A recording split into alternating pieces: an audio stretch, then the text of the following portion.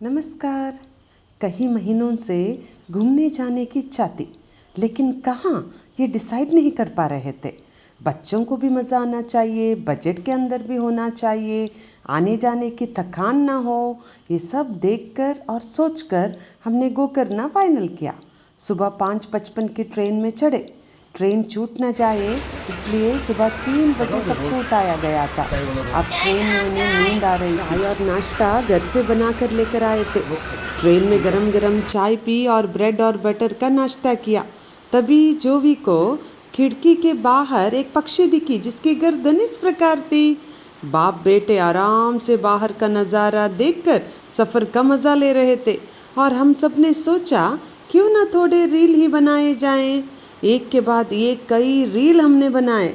ये वो टें टें टें टें टें टें टें टें टें टें गाना है जिसे आप सुन नहीं पा रहे हो। आप YouTube में मेरे चैनल पर ये रील देख सकते हो। ये भी एक और गाना है। इनको हम लेके चले हैं अपने संग अपने नगरिया। YouTube ने इन गानों को रिस्ट्रिक्ट कर दिया है, इसलिए मुझे म्यूट करना पड़ा। मेरी बहन माँ का सर अपने गोद में लेके सहला रही थी। थोड़ी देर के लिए जब ट्रेन रुकी तो हमें DDLJ का वो सीन याद आया। और इस जोड़ी को तो देखो। मुझे यकीन है कि यहाँ पर आप लोगों को म्यूज़िक की ज़रूरत नहीं पड़ेगी, आप खुद इमेजिन कर पा रहे हो, है ना। खेल खेल में मासी और भांजे के बीच थोड़ी नोकझोंक हुई। कितना पतला सा भांजा था, उसने तो मासी की चटनी बना दी। मासी सही सलामत है, यही बड़ी बात है सच में। गर्दन हिलाने वाले पक्षी के बाद दौरजी के गर्दन के डांस को हमने विटनेस किया। लचीली गर्दन, मार्वेलस। सफ़र में कई सारे सुरंग हमें मिले। जैसे ही ट्रेन सुरंग के अंदर गई, कई सारी चिल्लाहट सुनाई दी। दौरजे ने भी वापस चिल्लाना शुरू किया, जैसे हम भी किसी से कम नहीं। लेकिन चिल्लाने में मज़ा तो बहुत आ रहा था। जैसे ही ट्रेन की रफ्तार धीमी हुई, हमें पता चला कि हम गोकर्णा पहुंच गए। बाहर का नज़ारा बहुत ही खूबसूरत था। ट्रेन से उतर के हमने टैक्सी ली और जैसे ही गोकर्णा बीच पहुंचे, बड़ा सुकून महसूस हुआ। ट्रेन में मिली वही पक्षी हमारे स्वागत के लिए यहाँ पर भी पहुंच गई थी। सारे लोग रेत में लोट पोट होकर बीच का मज़ा ले रहे थे।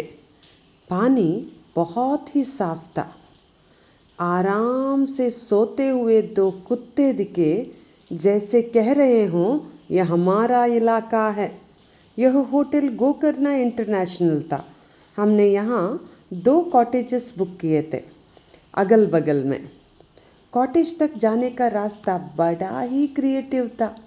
वहीं पर एक बड़ा स्विमिंग पूल भी था जिसका मज़ा हम थोड़े ही देर में लेने वाले थे। कॉटेजेस बहुत ही सुंदर और स्पेशियस थे। हमने पूल में और बीच में भी कई सारे रील्स बनाए।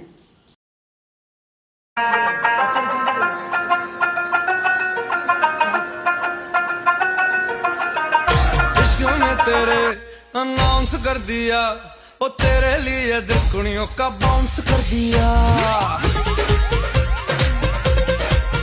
की किताब पे कुछ तो नया लिखो यारो, अंजाम की फिक्र ना करती ये। में मेरी बहन अपने पति को पीठ पर उठाकर अपनी ताकत आजमा रही थी। मुझे दम लगाकर आयशा फिल्म की याद आ गई।